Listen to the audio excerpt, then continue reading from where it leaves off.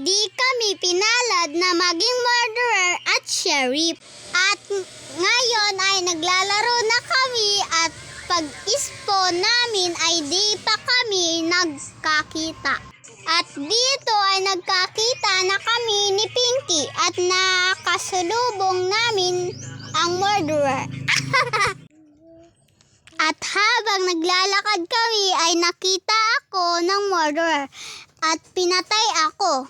At nang namatay ako ay si Pinky naman ang sunod na pinatay ng murderer.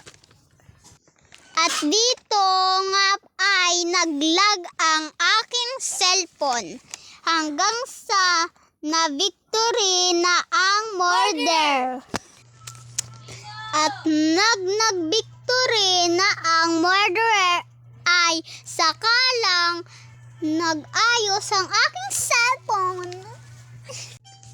At ngayon nga ay nagbalik na kami ni Pinky sa lobby.